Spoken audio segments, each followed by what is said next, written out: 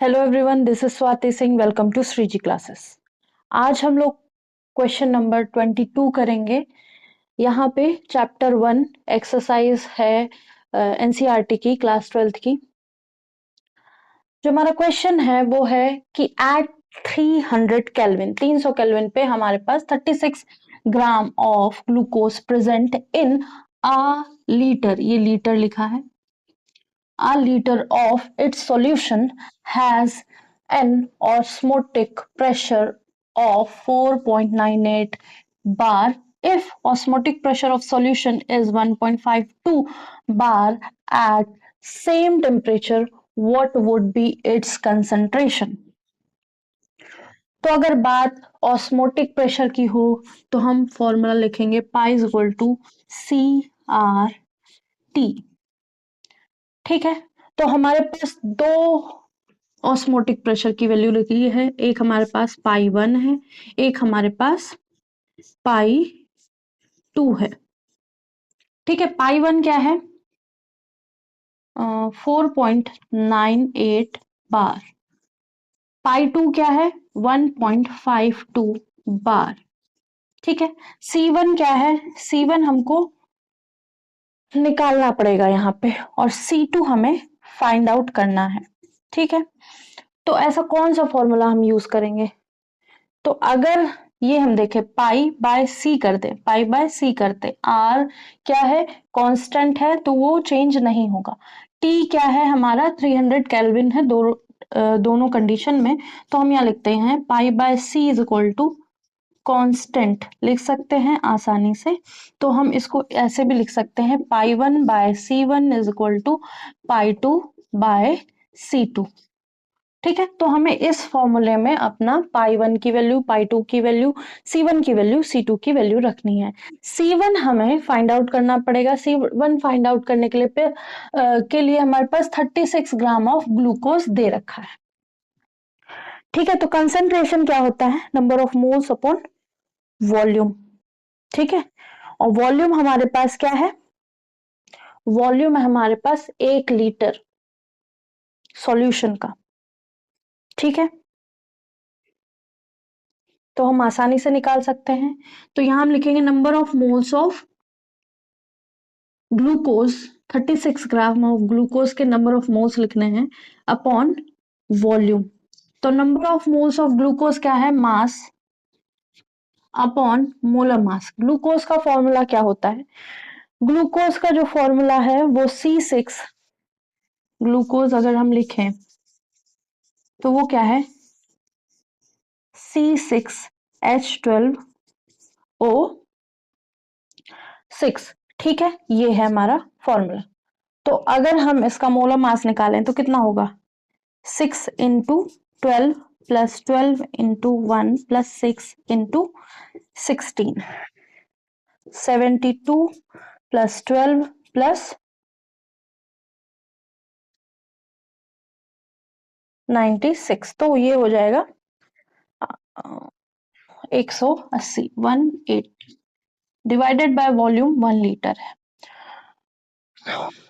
तो ये हो जाएगा 2, ये हो जाएगा 10, तो 0.2 आ जाएगा। 0.2 आएगा, 1/5, 1/5 0.2 मोलर आ जाएगा। ठीक है, हाँ। अब हम अपना वैल्यूज रख लेते हैं। पाई 1 की वैल्यू कितनी है? 4.98। C1 की वैल्यू है 0.2। पाई 2 की वैल्यू है 1.52। ये वाला फॉर्मूला हम अब लिख रहे हैं।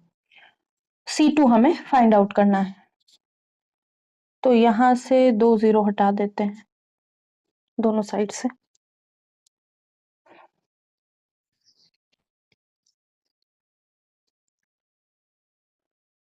तो C2 इज इक्वल टू कितना हो जाएगा? यहां से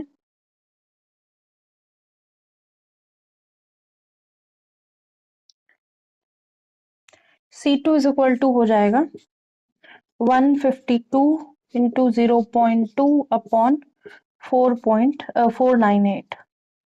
इसका भी 0 अगर हटा दें तो यहाँ ये आ जाएगा, ये 2490।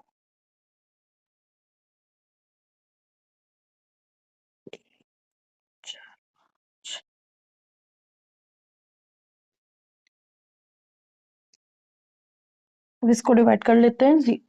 7 6 डिवाइडेड बाय ऑलमोस्ट 1200 है, 1245, इसका आंसर होगा 0.061।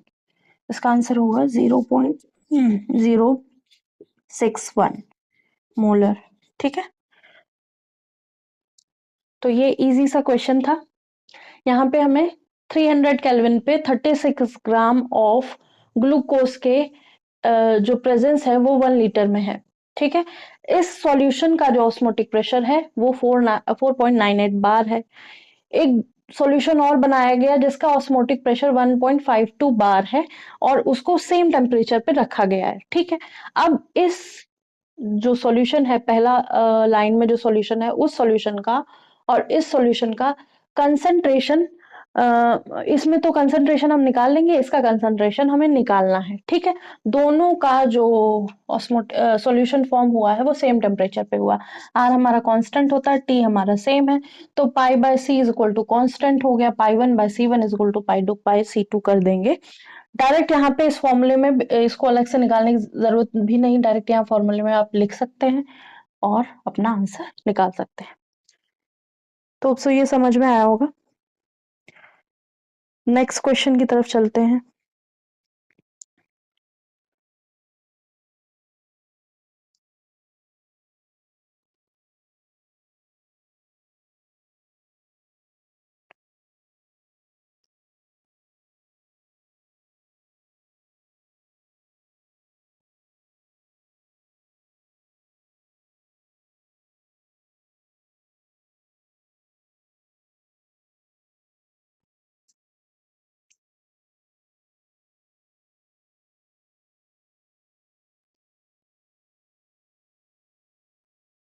तो ये रहा next question. Suggest the most important type of interaction, intermolecular attraction interaction. ठीक है, इन फॉलोइंग पेयर। यहाँ पे कुछ मॉलिक्यूल्स दे रखे हैं, उनका जो अट्रैक्शन का इंटरेक्शन, मतलब उन मॉलिक्यूल के बीच में जो इंटरेक्शन है वो किस तरह का है। एक तरह से ये हमें क्या बताना है, इनके बीच में बॉन्ड कौन सा बन रहा है। ठीक है, या ये जो आयंस हैं या मॉलिक्यूल्स हैं, इनके बीच में फोर्स कौन सा लग रहा है, अट्रैक्शन फोर्स कौन सा लग रहा है। तो एन हेक्सेन की बात करें और एन ऑक्टेन की बात करें, तो एन हेक्सेन में 6 कार्बन होंगे और ऑक्टेन में 8 होंगे। ठीक है, तो ये भी नॉन पोलर है, ये भी नॉन पोलर है। जब दोनों मॉलिक्यूल्स नॉन पोलर हैं तो इनके बीच में क्या लगेगा, लंडन फोर्स लगेगा। क्या लगेगा, लंडन फोर्स। ठीक है, या फिर इस फोर्स को क्या नाम देते हैं, लंडन डिस्पर्जन फोर्स। ठीक है, लंडन डिस्पर्जन फोर्स भी बोलते हैं इसको।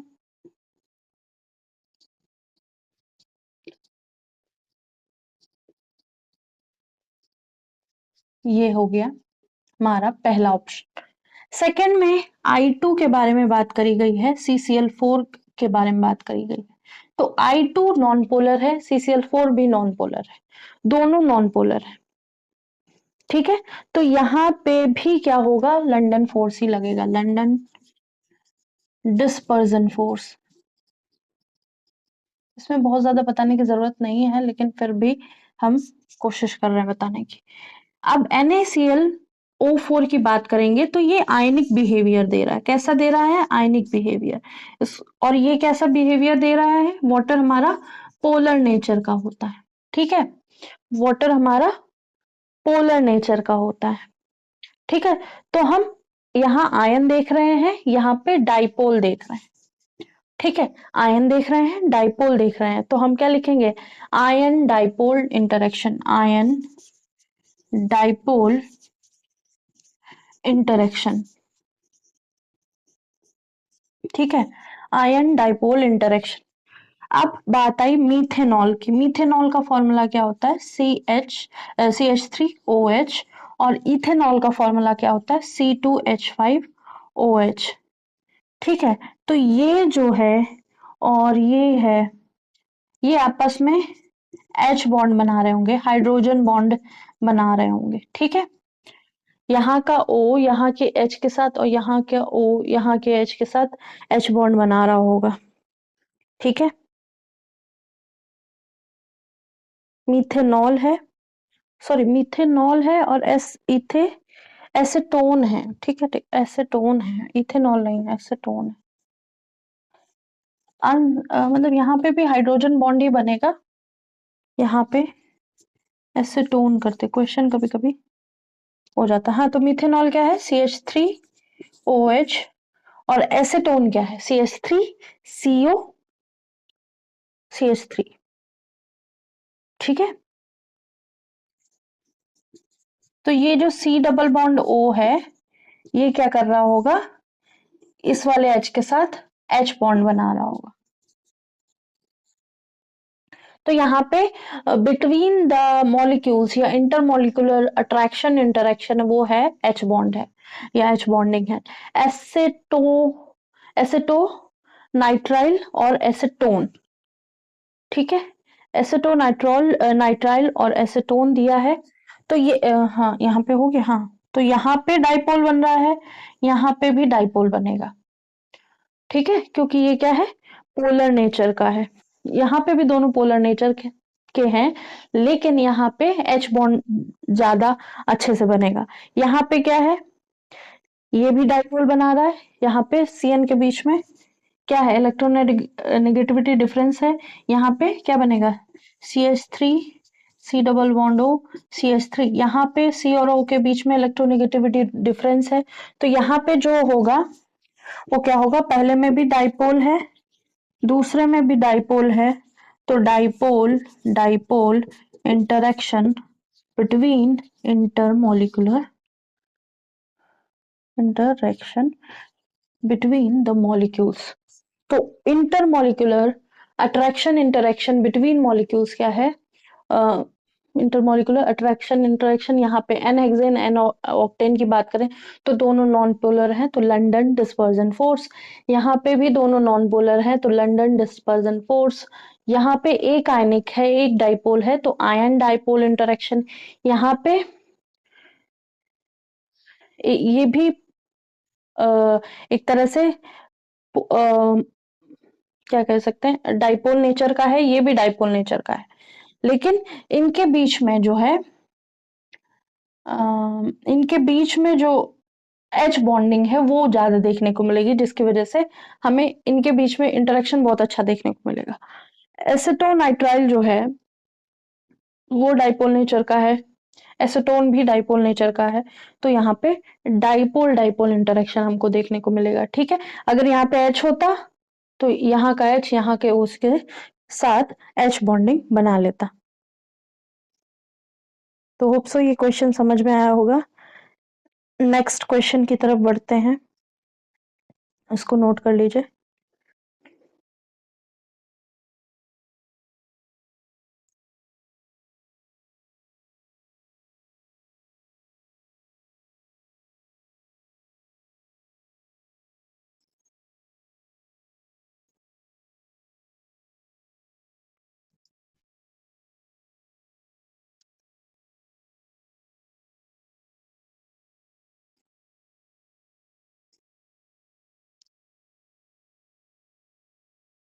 तो ये रहा question 24, based on solvent solute interaction. Solvent solute का इंटरेक्शन देखना है। Arrange the following in order of increasing solubility in an octane. मतलब हमारे पास कुछ मॉलिक्यूल्स हैं, उनका एन ऑक्टेन के अंदर सॉल्युबिलिटी देखनी है एंड एक्सप्लेन करना है कि ऐसा क्यों हुआ है। हमारे पास है साइक्लोहेक्सेन HCl CH3OH CH3CN, ठीक है। तो हम पहले ये देख लेते हैं कि हमारे पास ऑक्टेन जो है, एन ऑक्टेन नॉर्मल ऑक्टेन जो है वो उसका बिहेवियर कैसा है, वो कैसा है, नॉन पोलर नेचर का है,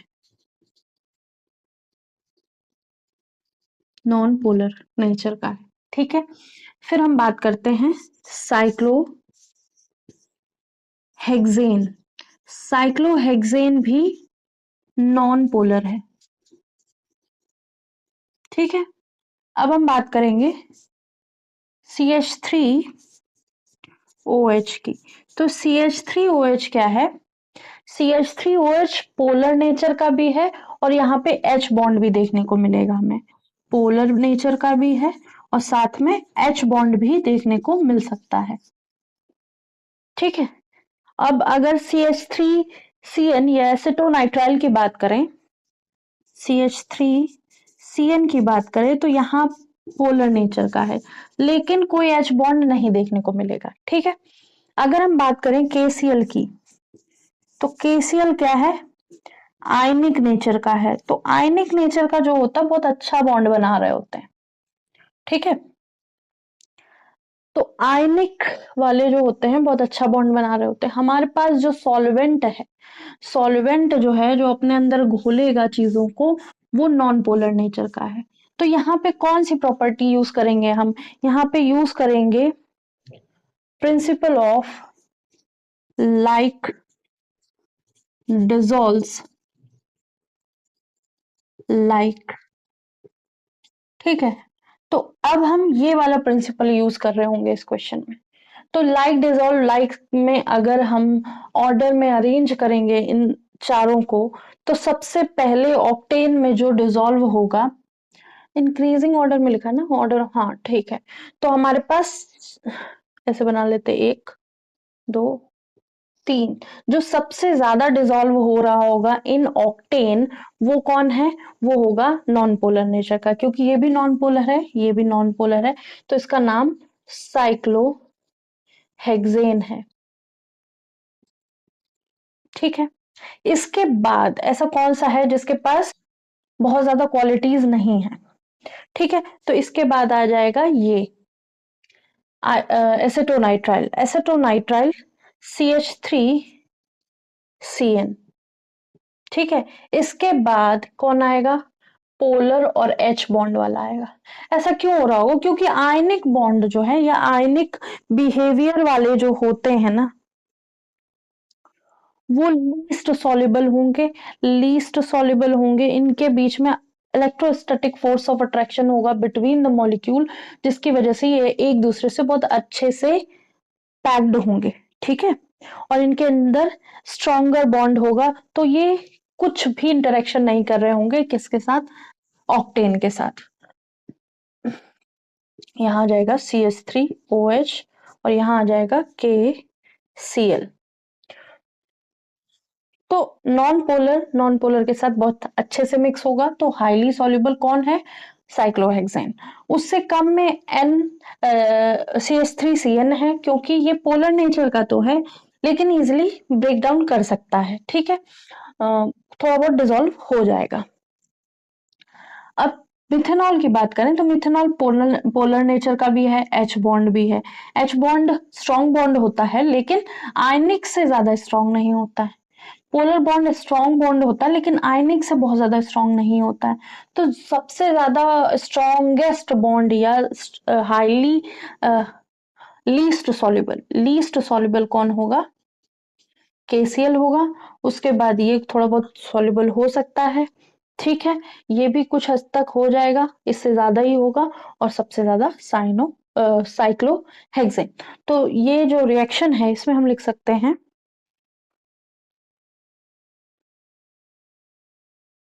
कि an octane is non-polar in nature, or in this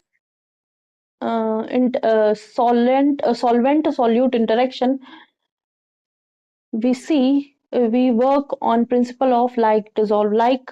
हम इस प्रिंसिपल पर काम करेंगे तो जो नॉन पोलर नेचर के होंगे molecule, cyclohexane is highly dissolvable in n-octane because it is non-polar in nature, and KCl is highly undissolvable या फिर least dissolved in n-octane because it has ionic bond या फिर electrostatic force of attraction between K and Cl which is highly stronger, and there is no interaction between KCl and octane. ठीक है, तो ये वैसे बिल्कुल भी नहीं करेगा, बिल्कुल भी डिसॉल्व नहीं होगा एन ऑक्टेन में, तो इसको नोट कर लीजिए।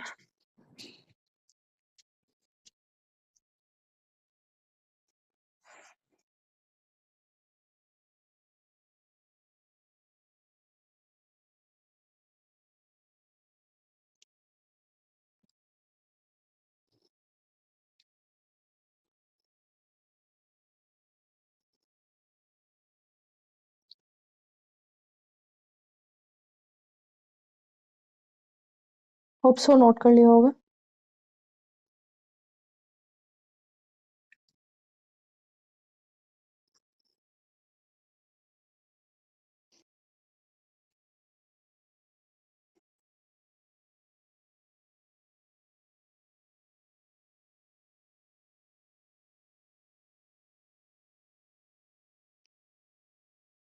तो नेक्स्ट क्वेश्चन है, among the following compound identify which are insoluble. कौन से इनसॉल्युबल हैं? पार्शली सॉल्युबल, पार्शली सॉल्युबल है, थोड़े थोड़े सॉल्युबल हैं, हाईली सॉल्युबल, बहुत ज्यादा सॉल्युबल है इन वाटर। ठीक है, कौन बहुत अच्छे से घुल रहा है पानी के अंदर? हमारे पास है पहला फिनॉल, पहला क्या है? फिनॉल। दूसरा टॉलिन, तीसरा फॉर्मिक एसिड, तीसरा इथाइलिन ग्लाइकॉल, चौथा क्लोरोफॉर्म, छठा, एक दो तीन चार पांच, हाँ छठा है पेंटेनॉल। ठीक है, अब ये क्या है, सारे कितने जितने भी हमको कंपाउंड्स या फिर कह सकते हैं मॉलिक्यूल के जो फॉर्म दे रखे हैं सारे ऑर्गेनिक इन नेचर के हैं। और वाटर कैसा है हमारा? पोलर या डाइपोल नेचर का है। तो वाटर हमारा पोलर नेचर का है। और जितने भी ये ऑर्गेनिक कंपाउंड है, ये जितने भी ऑर्गेनिक कंपाउंड है ये किस नेचर के होंगे ये हम देख लेंगे। ठीक है, तो यहाँ पे जनरली हम देख रहे होंगे पोलर, नॉन पोलर या फिर एच बॉन्डिंग। ठीक है, तो फिनॉल क्या है? फिनॉल ये है, ये। तो फिनॉल कैसा है? फिनॉल इज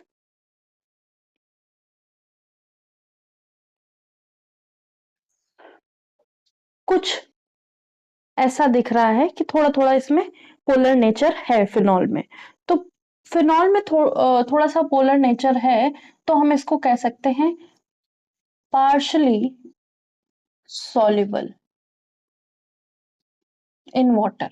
ठीक है, वो भी पोलर नेचर का है, यहाँ पे भी हमें पोलर नेचर देखने को मिल रहा है। लेकिन जो लार्ज ग्रुप है, ये लार्ज ग्रुप है, ये कैसा है? ये नॉन पोलर है, लेकिन OH है, तो इसलिए इसको पार्शली सॉल्युबल बोल दिया गया है। टॉलिन की बात करे जाए तो टॉलिन भी ऐसा है हमारा, ऐसा।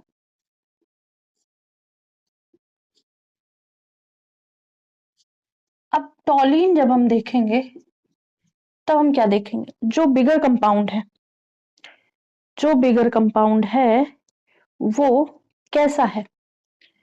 Non polar. जो ये कंपाउंड है ये भी नॉन पोलर नेचर का ही है, नॉन पोलर। तो ये हाईली अनसॉल्युबल होगा या फिर इनसॉल्युबल होगा इन वाटर। ये पोलर नेचर का है, ये नॉन पोलर नेचर का है, तब तो बिल्कुल ही नहीं होगा। फॉर्मिक एसिड, फॉर्मिक एसिड क्या है? HCOOH, ये है फॉर्मिक एसिड। अब फॉर्मिक एसिड देखिए आप, फॉर्मिक एसिड में अगर हम बात करें तो यहाँ पे हमको क्या दिख रहा है? यहाँ पे हमको H बॉन्ड दिख रहा है, H बॉन्ड हमें बनता हुआ दिख रहा है इसके O और इसके H के बीच में, या फिर इसके O उसके H के बीच में। ठीक है, तो जो भी है वो स्ट्रॉन्ग होगा, तो यहाँ हाईली सॉल्युबल लिख लेंगे।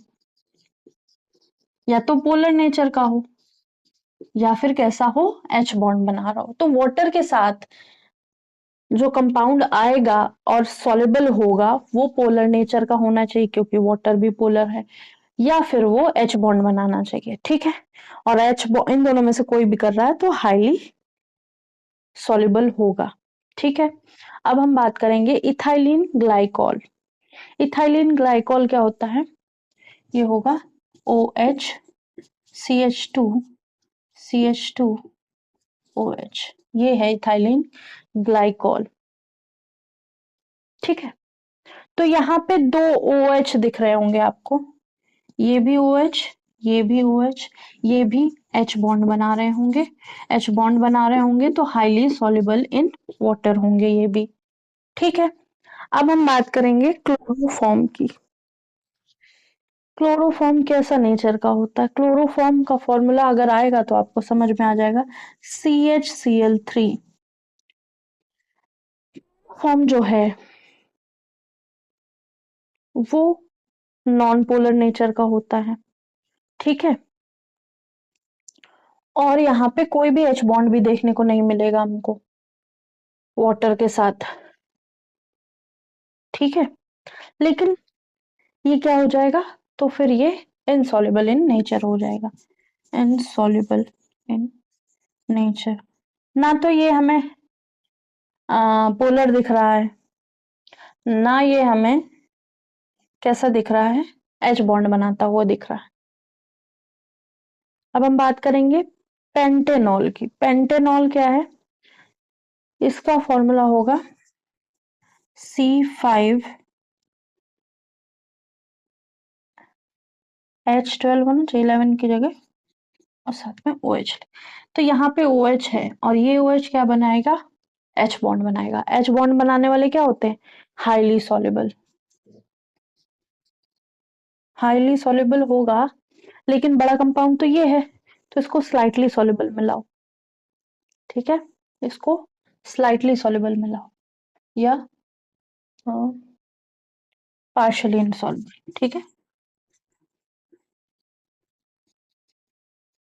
जिसके साथ OH लगा है वफादारी तो उसके साथ रखेगा ना ज्यादा, तो इसके साथ ज्यादा रखेगा, हल्का हल्का H बॉन्ड उसके साथ बना लेगा। ठीक है, तो ये रहा हमारा जो बल्कि ग्रुप है वो नॉन पोलर नेचर का है। थोड़ा थोड़ा सा यहाँ पे हमको पोलर नेचर बोल सकते हैं या फिर कह सकते हैं जो बॉन्डिंग वाला बिहेवियर हमें देखने को मिलेगा, इसलिए ये पार्शियल सॉल्युबल होगा इन वाटर। तो अगर हम फिनॉल की बात करें, ये भी पार्शियल सॉल्युबल होगा क्योंकि बल्कि ग्रुप जो है वो नॉन पोलर इन नेचर है। टॉलिन जो है वो ओवरऑल नॉन पोलर है, तो insoluble in water. Formic acid, यहाँ पे हमको H बॉन्डिंग भी दिखेगी और पोलर नेचर भी दिखेगा, तो इसलिए हमने इसका नाम हाईली सॉल्युबल में लिख दिया। इथाइलिन ग्लाइकोल में दो OH हैं, दोनों OH H बॉन्डिंग बहुत अच्छे से बना रहे हैं, तो हाईली सॉल्युबल। क्लोरोफॉर्म है जो CaCl3, वो इनसॉल्युबल होगा क्योंकि नॉन पोलर इन नेचर है। पेंटेनॉल जो है वो पोलर नेचर शो करेगा, लेकिन उसके साथ एक बल्कि ग्रुप लगा है। बल्कि ग्रुप क्या करेगा, उसको अपने साथ ज्यादा रखेगा और OH हल्का हल्का H बॉन्डिंग शो करेगा, तो पार्शियली इंसॉल्युबल इन वाटर हो जाएगा। तो होप सो आज के क्वेश्चन समझ में आया होगा। कुछ भी नया पढ़ना हो, कुछ भी नया शब्द आपको लगा हो या कुछ भी नया पैटर्न आपको लगा हो, कोई भी नया टॉपिक हो, तो आप हमें कमेंट करिए, हम आपको जरूर बताएंगे। आज के लिए इतना ही। लाइक कीजिएगा, सब्सक्राइब कीजिएगा, शेयर कीजिएगा, बताइएगा क्लासेस कैसी लग रही हैं, और जो नेक्स्ट चैप्टर के हैं 1-2 क्लासेस हुई हैं वो कंटिन्यू रहेंगी, और इसके क्वेश्चन पूरे होने के बाद ही उसको बहुत अच्छे से हम करेंगे। ठीक है, क्विक रिवीजन में हम TGT PGT के क्वेश्चंस ले रहे हैं, तो TGT PGT वाले वो ही क्वेश्चन होंगे जो हमको प्रीवियस ईयर क्वेश्चन में मिल रहे होंगे, या फिर हाईली कहीं बहुत ज्यादा एग्जाम्स में पूछे गए होंगे। ठीक है, तो वो ज्यादातर प्रीवियस ईयर ही होंगे, और कोई रिवीजन में अगर कोई टॉपिक ऐसा आपको पढ़ना है जो नहीं समझ में आ रहा है या फिर और अच्छे से समझना है, तो आप कमेंट कर सकते हैं। आज यहीं तक रखते हैं, नेक्स्ट क्लास में आगे के क्वेश्चन करेंगे। Thank you.